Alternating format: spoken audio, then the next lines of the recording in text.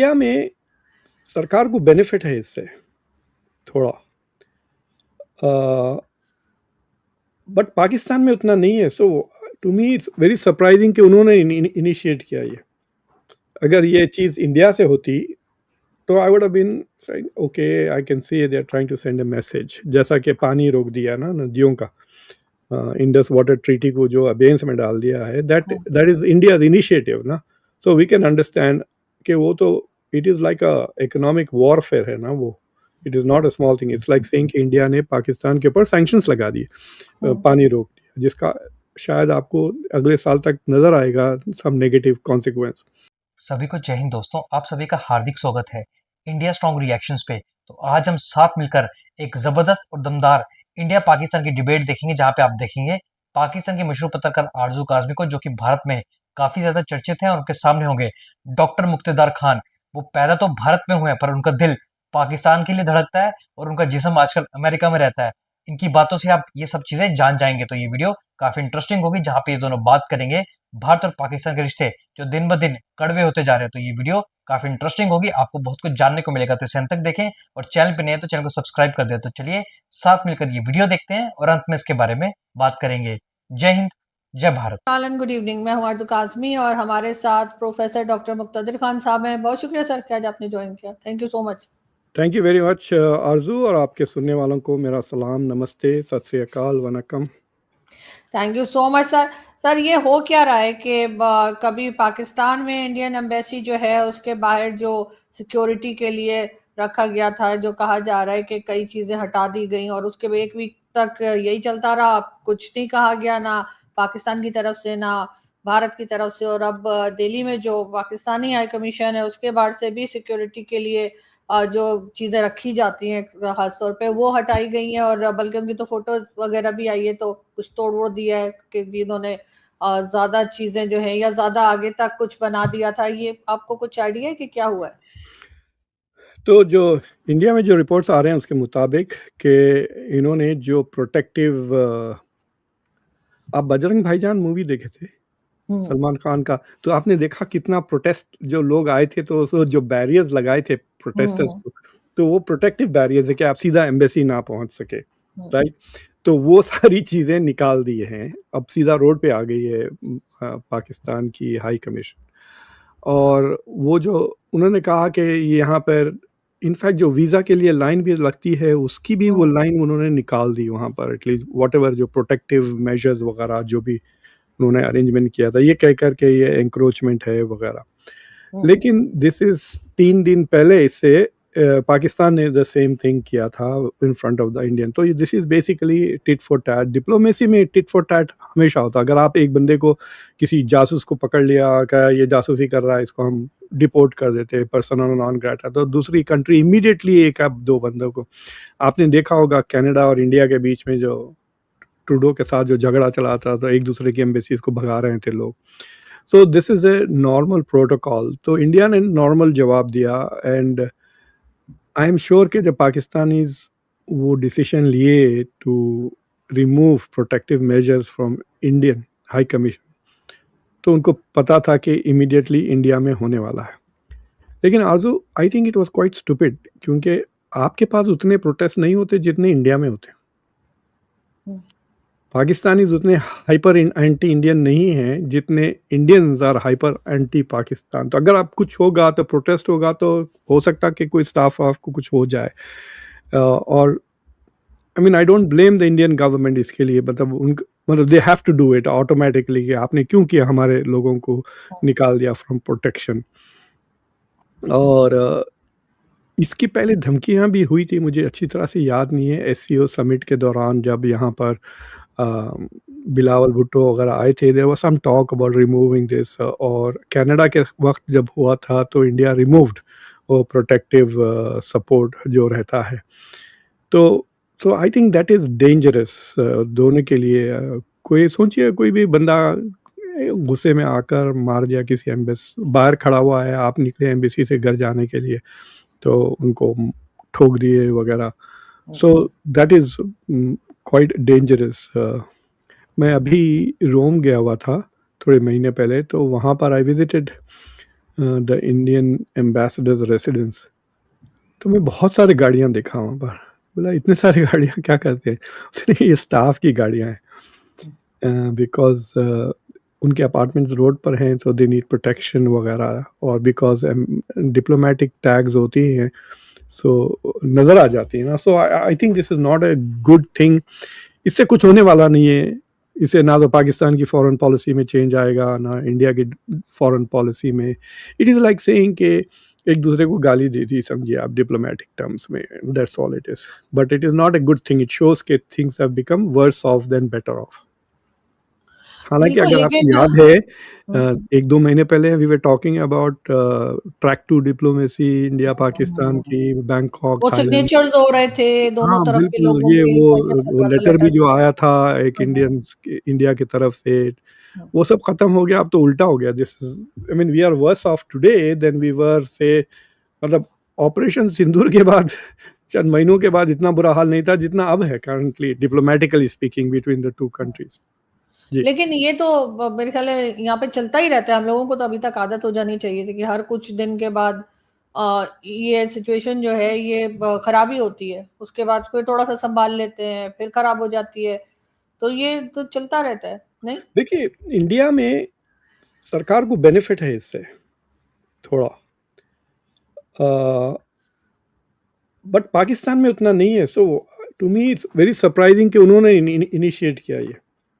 अगर ये चीज़ इंडिया से होती तो I would have been okay, I can see they are trying to send a message. जैसा कि पानी रोक दिया ना नदियों का, इंडस वाटर ट्रीटी को जो अबेंस में डाल दिया है, that hmm, that is India initiative ना।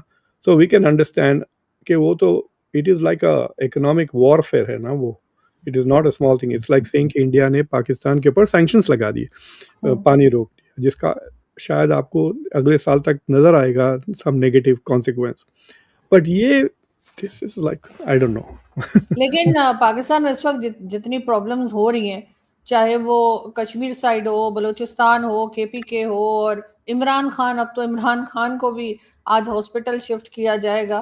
पूरे रास्ते वस्ते ब्लॉक हो गए, सब कुछ हो गया है। तो ऐसे में इनको कहीं ना कहीं से कोई ऐसी चीज भी तो चाहिए होगी ना, जिससे ये पब्लिक को कहेंगे ओहो तुम लोग ये पूछ रहे हो, ये देखो भारत ने कुछ कर दिया। तो ये अटेंशन डाइवर्ट करने की कोशिश तो नहीं पाकिस्तान की तरफ से? Not really. देखिए, स्ट्रैटेजी जो लफ्ज़ है ना अंग्रेजी में, उसका मुझे उर्दू लफ्ज़ ट्रांसलेशन बहुत पसंद है, हिकमत अमली। तो उसमें हिकमत का इंक्लूजन है। So strategy is, well, you can have a terrible strategy, but in Urdu you can't have a terrible strategy. It has to be wise, क्योंकि उसमें हिकमत है। तो ये हाँ। हिकमत अमली नहीं है। That's what I'm trying to say. और यस, आपके डोमेस्टिक प्रॉब्लम्स तो मतलब कम होने के बजाय बढ़ते ही जा रहे हैं, बढ़ते ही जा रहे हैं। With Imran Khan coming out, फिर मतलब अब वो एजिटेशन शुरू होगा। अब एक मैं बयान देख रहा था कि उनकी बहन कह रही थी कि इमरान खान को मालूम ही नहीं था कि ऑपरेशन सिंदूर हुआ, which I found quite hmm. Untrue. मुझे नहीं हम्म। लगा कि ही ऐसा वुड नहीं हो नॉट, सकता, नहीं हाँ, हो कि इमरान सकता। खान को पता ही ना हो। हाँ, so that is, but the point is के it looks as if they are preparing to do some tension. I don't know what they want to do, क्योंकि आपके अगले इलेक्शन तकरीबन 3 साढ़े 3 साल है अभी, तो ही is not, I don't no क्या तख्ता पलट के वापस आएंगे, व्हाट इज ट्राइंग टू से, बिकॉज ना अमेरिका इमरान खान के साथ है, ना फौज इमरान खान के साथ है, ना करंट गवर्नमेंट इमरान खान के साथ है। अलबत्ता एक दो डिसीजन जो हाई कोर्ट से आ रहे हैं आपके, they are quite favourable to him, but that's, there is a limit to that also, right. तो फिर सिवाय सड़क सड़क पे आके पॉलिटिक्स करने के बजाय और कोई इनके पास चारा नहीं है। तो फिर पिछली मई के वैसा सिचुएशन विच इज लाइक मेरे को प्राइम मिनिस्टर बना दो वरना मैं मुल्क को जला दूंगा, इस तरह की politics is not good for him, not good for anybody. बिल्कुल, लेकिन अगर भारत की बात करें तो अभी रिसेंटली यूएस एम्बेसडर ने वहाँ पे कश्मीर में कहा कि जी ये कश्मीर जो है भारत का हिस्सा है। तो क्या कई लोगों ने, मेरी बात हुई भारत में और कई डिबेट्स में भी, तो उन्होंने ये कहा कि डिप्लोमेट अपनी तरफ से कोई बात नहीं करता, ये अमेरिकन गवर्नमेंट की परमिशन से ये बात की गई है। तो क्या कोई मैसेज दिया जा रहा है पाकिस्तान को? I think that is rubbish. ये बेवकूफ़ आदमी है Sergio Gor. First of all he has no diplomatic experience. ये डिप्लोमेट बनने से पहले ट्रम्प की किताबें छापता था। He used to make money for Trump. तो ट्रम्प का बहुत ही क्लोज है। इनफैक्ट जब सर्जियो गोर अपॉइंट हुआ था as ambassador, should have been taken as an insult to India कि इतने इंपॉर्टेंट पोजीशन पे इस तरह के बंदे। एक ज़माने में केनेथ गैल्ब्रेथ जैसे लोग आते थे as US ambassadors to India. Even जो गार्सिया था, जो इससे पहले वाला, वो कोलंबिया यूनिवर्सिटी से कंपैरेटिव पॉलिटिक्स में एबीडी थे, यानी उसने अपनी डिसर्टेशन कंप्लीट नहीं की, ठीक है, बट हिज एक्सपर्टीज वो साउथ एशिया पे पीएचडी कर रहा था वो। तो ऐसे ही नहीं भेज दिया उसको। He knew a lot about the history वगैरह। तो आई थिंक कि this is not about policy. अगर पॉलिसी होता तो state department would have confirmed it, right. अभी तक स्टेट डिपार्टमेंट से कोई कमेंट नहीं आया। मैं मुशाहिद हुसैन का ट्वीट पढ़ा, it was very interesting. He says कि ये बंदा बगैर सोचे ये बात कह दिया, but now it is the responsibility of secretary Rubio to correct the record.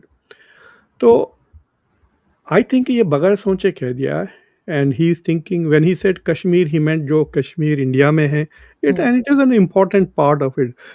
The interesting question है कि वो गए क्यों वहाँ पर। That is my question. मुझे अभी ठीक से जवाब नहीं मिल रहा है वो कि वहाँ गए क्यों। उन्होंने सिक्योरिटी देखी, उन्होंने कहा कुछ पाबंदियां जो लगाई थी अमेरिका ने वो भी हटा दी जाएंगी। जो दैट इज मोर इम्पोर्टेंट। उन्होंने कहा कि जो ट्रैवल रिस्ट्रिक्शन था अमेरिकन सिटीजन्स को कश्मीर जाने के लिए, सो वो उठा दी, विच इज़ अ सिग्नल के कश्मीर में टेररिज्म का खतरा ख़त्म हो गया है, which is what the Modi government is claiming कि नॉर्मलाइजेशन हो रहा है कश्मीर में।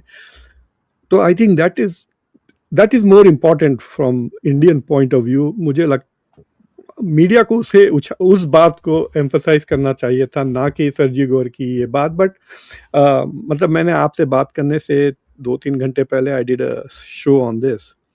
तो जो शुरू में जो कमेंट्स आ रहे थे, तो लोग कह रहे हैं खान साहब यस हम समझते हैं आप जो कह रहे हैं, लेकिन मज़ा तो आ रहा है। तो so most Indians are having fun, क्योंकि उनको पता है कि ये कमेंट सुन के पाकिस्तान में आग लगी होगी, तकलीफ काफ़ी होगी, तवे पे बैठ गए वैसा लगेगा उनको। तो सो दे आर गरम तवे पे।